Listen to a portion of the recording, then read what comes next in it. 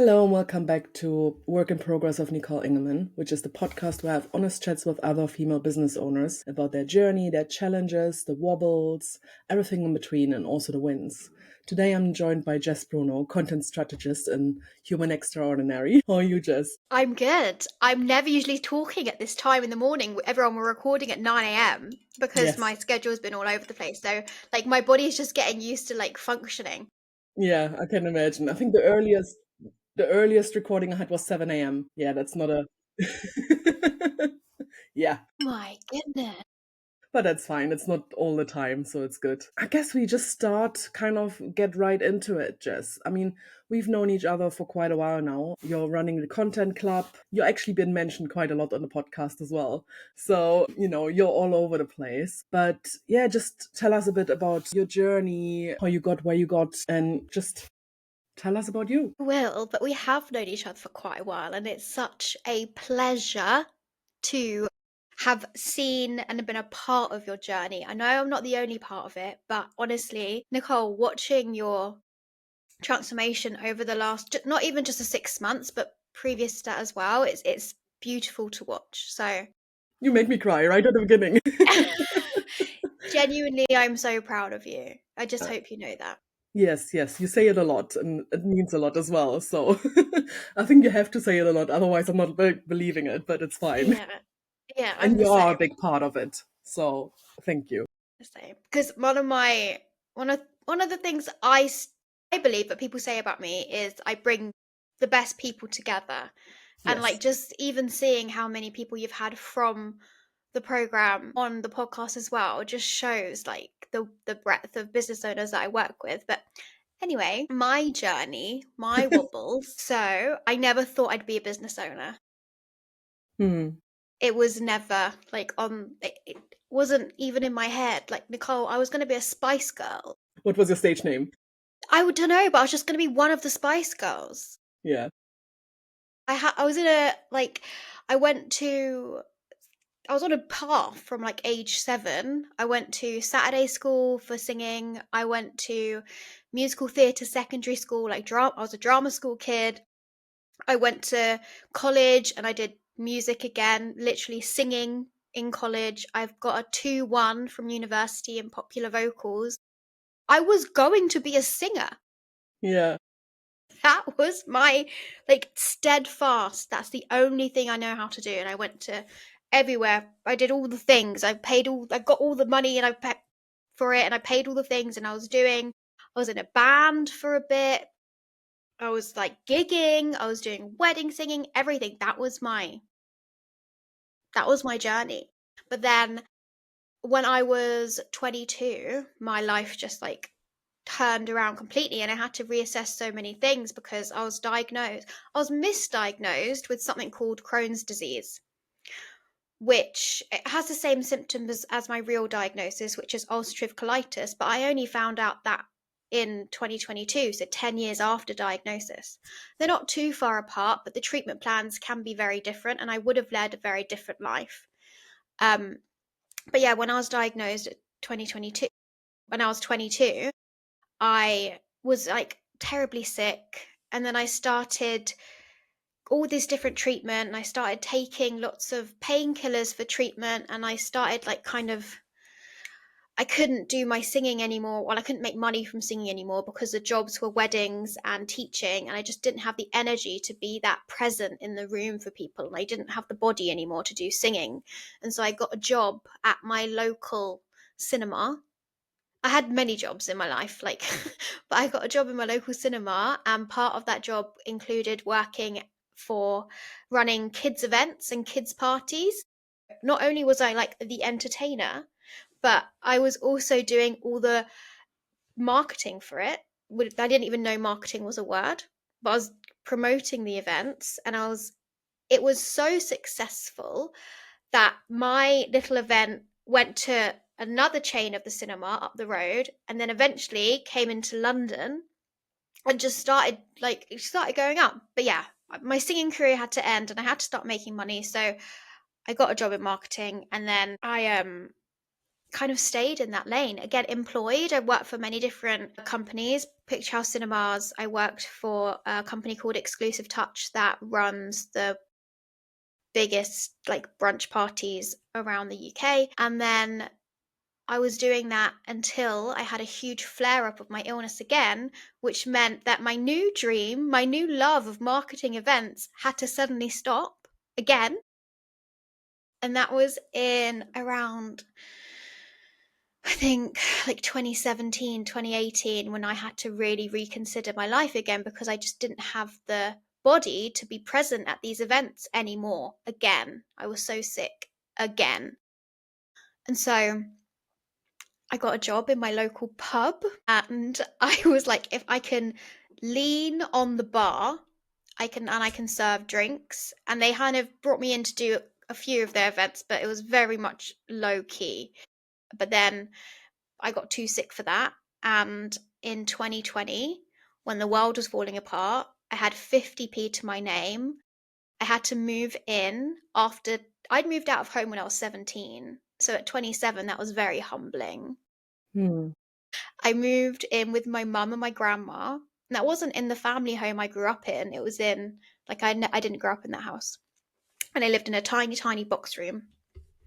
And I had nothing, and I was doing nothing. All I could do was like lay down. And my mum had stage 4 cancer. My grandma was 93.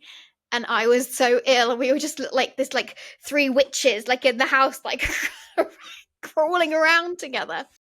But something magical happened in 2020 as the world was on fire.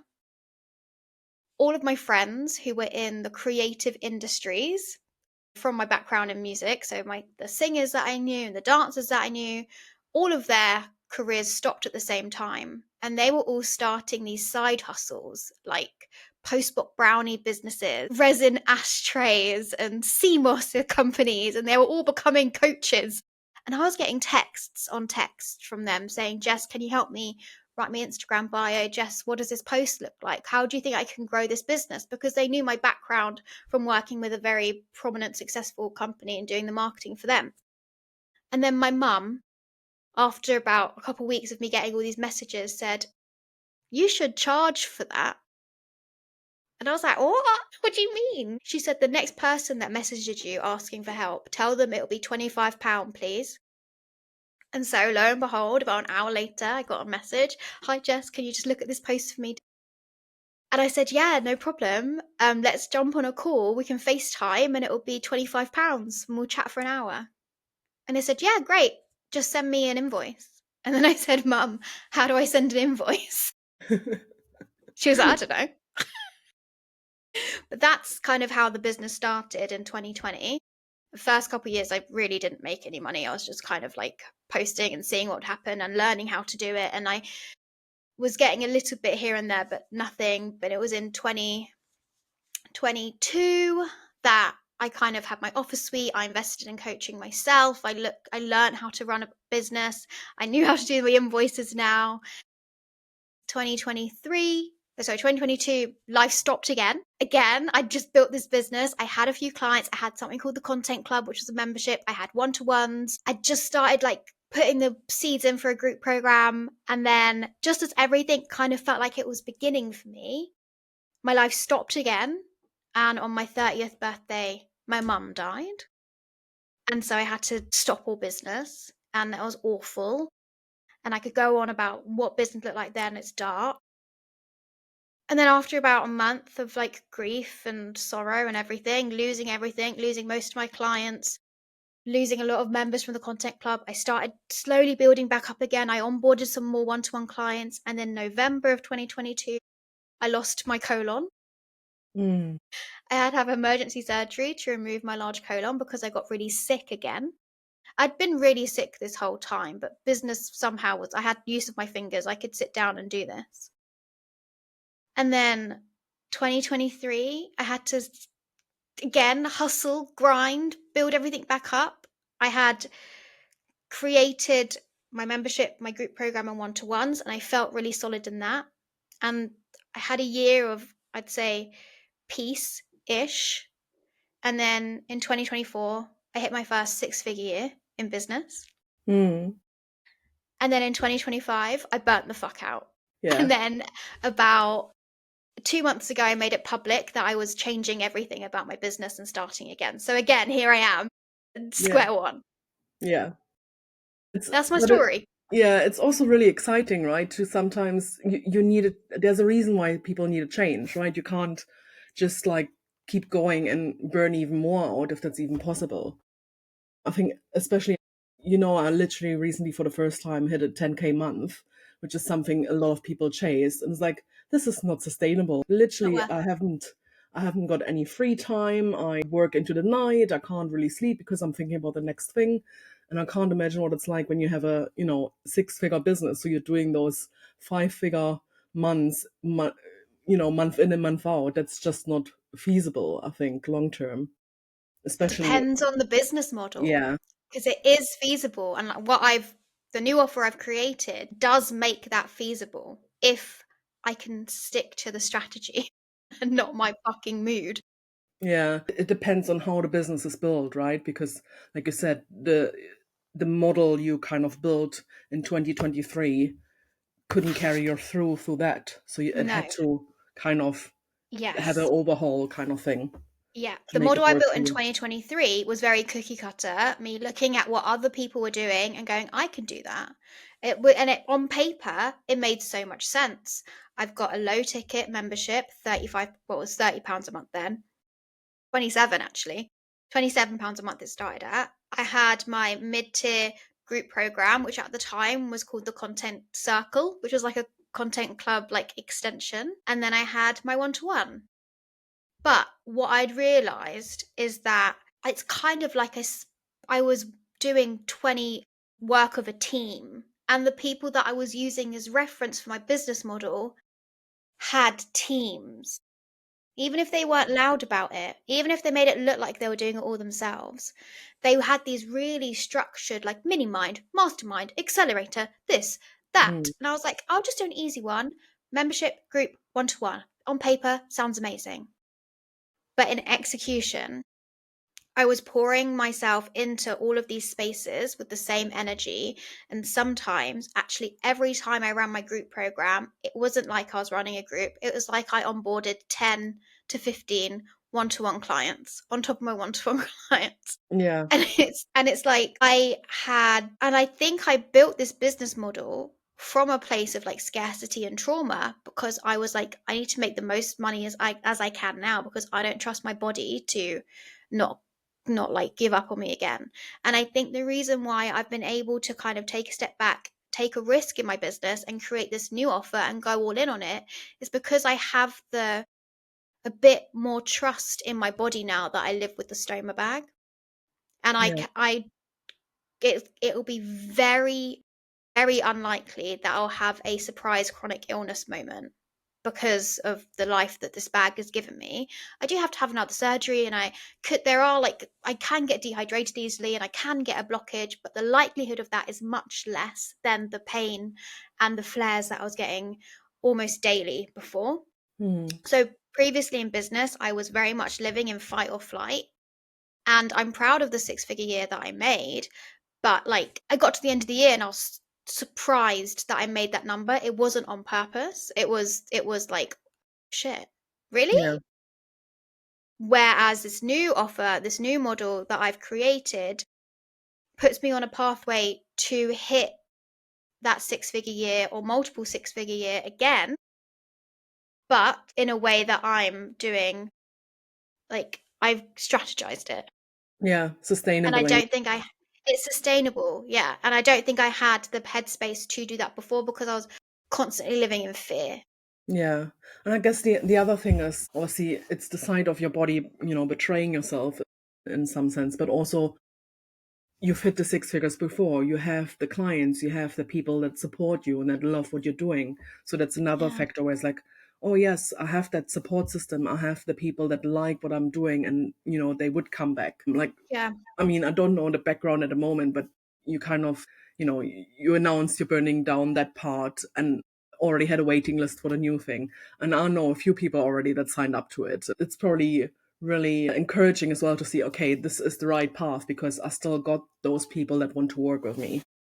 It is. It really is. And like the one thing that I know that I can do excellently is help founder-led business owners with their content strategy. Like I can do it so well and I get such incredible results. Like, and I can hold space for all of these people, but I just needed to set this boundary with myself of like, just because I can do this all excellently doesn't mean I have to do everything for them all the time.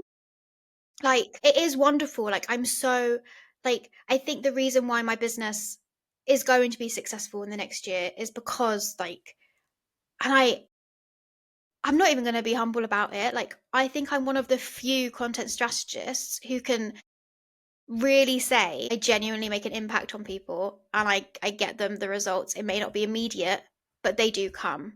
And if they don't come, it's never a reflection of me or the program.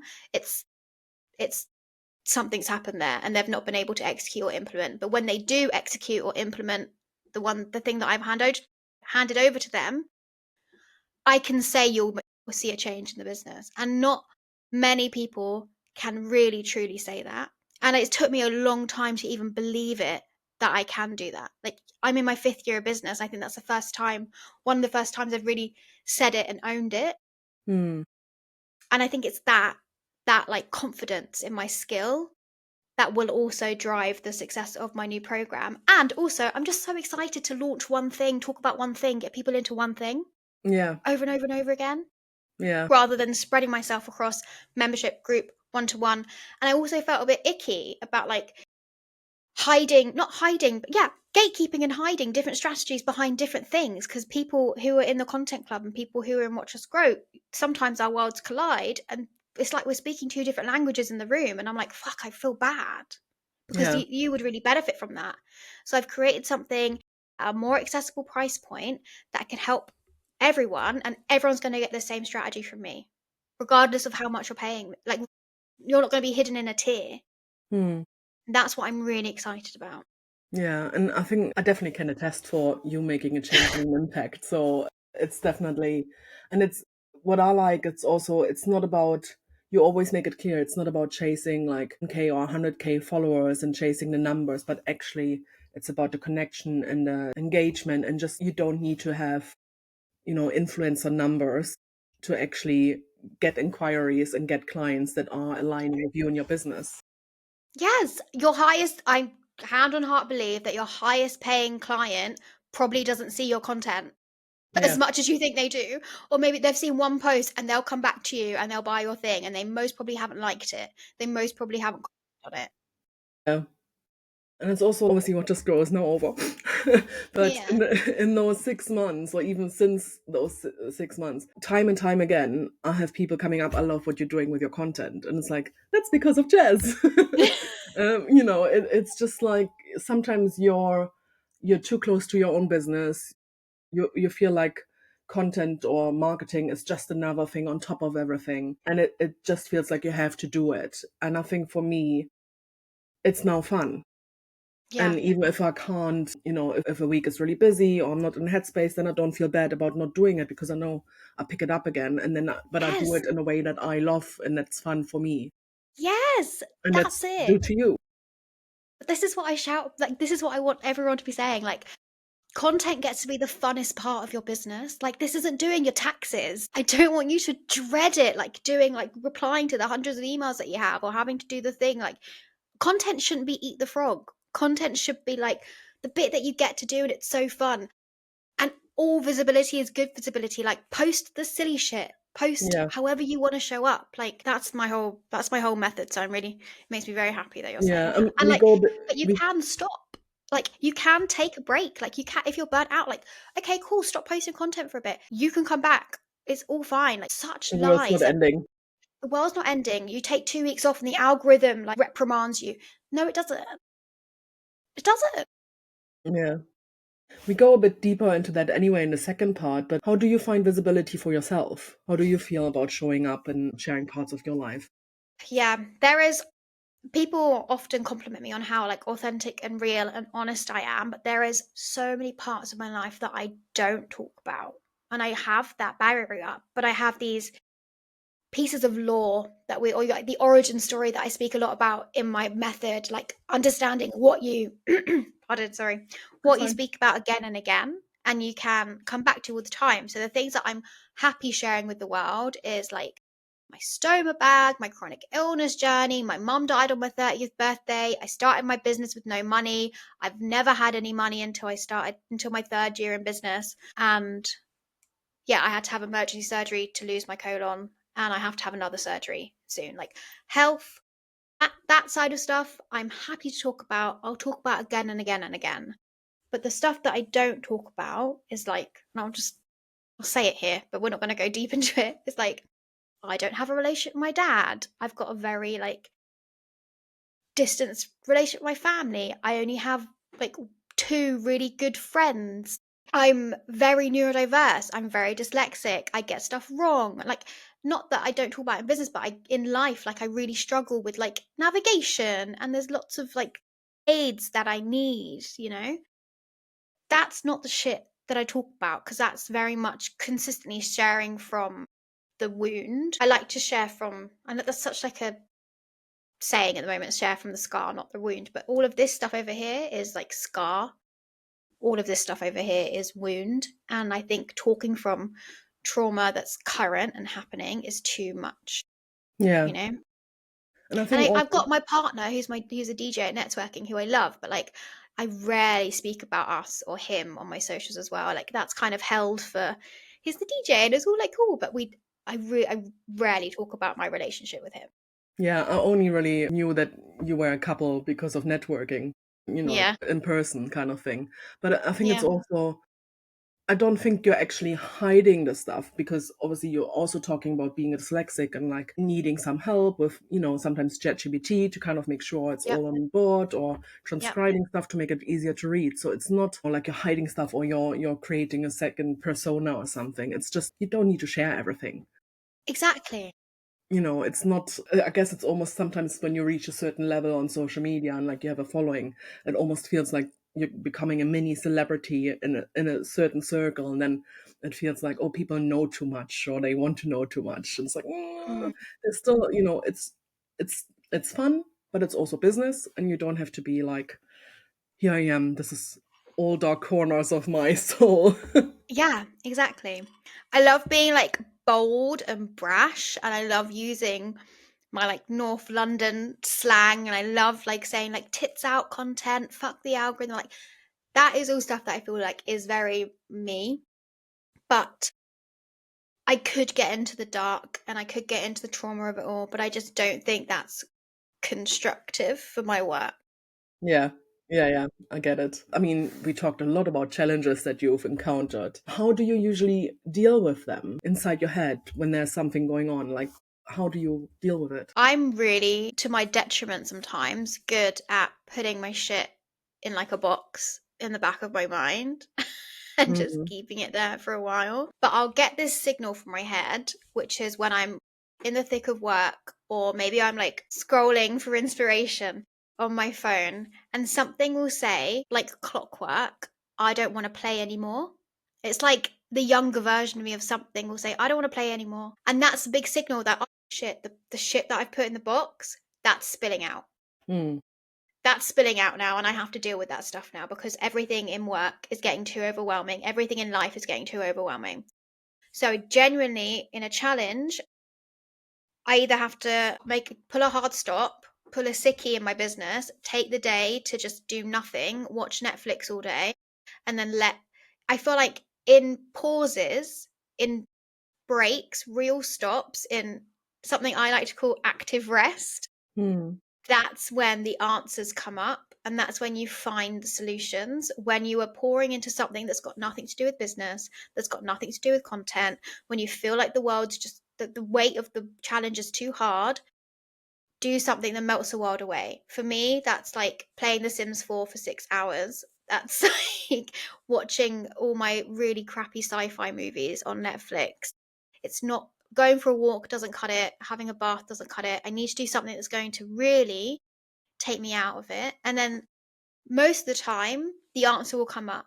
But if the answer doesn't come up and I'm still stuck there, once I've come out of this like meditative state, I can't meditate. Like I genuinely can't sit down and like let my mind stop. So I have to hyper focus on something for an elongated amount of time. If that doesn't work, I will always reach out to my like trusted circle. So I'll ask my partner for advice. I'll ask my business coach for advice, who her name's May James. I've worked with her like since the beginning. I met her on Clubhouse. She Mm. was talking about like chronic illness and she hardly talks about it. But she spoke about it then, and that's how we connected. And that's how I was like, yep, resonate. And I've worked with her from the beginning.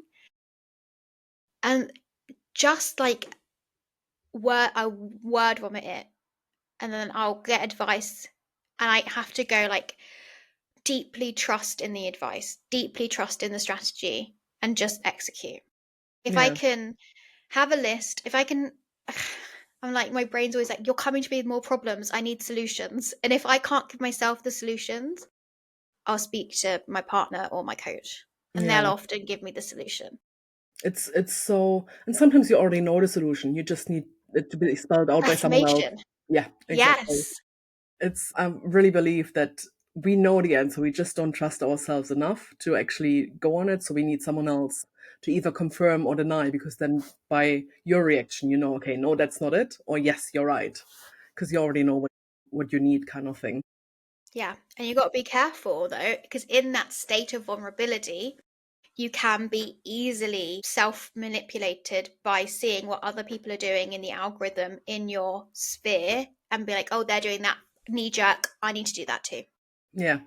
So that's when, like, if I'm in that heightened state of challenge, especially around business, I have to remove myself as much as possible, mute all the bitches, and like just stay really laser focused. And I'm not going to lie, like, closing the content club, closing Watch Us Grow, changing how I'm doing one to one, all of that has been I've been in this like more heightened state of vulnerability, and I've had to just be like, no, Formula Hun is happening. This is a strategy. This is what I'm doing. I've even investing in help from other people as well. Like I wrote the sales page and I invested in a copywriter to help me like go through it, tighten it up a bit. I've redone the branding, and I've invested in the amazing woman who does my branding to do like a little upgrade for me. I feel like if I can throw money at something, I'm more likely to do it and see it through in that lane, because the copy's done, the branding's done. I can't pay another £6,000 to like do what they're doing over there again. Yeah. Yeah. And you want it to be authentically you. You know, we had that discussion before where the content club is also a thing.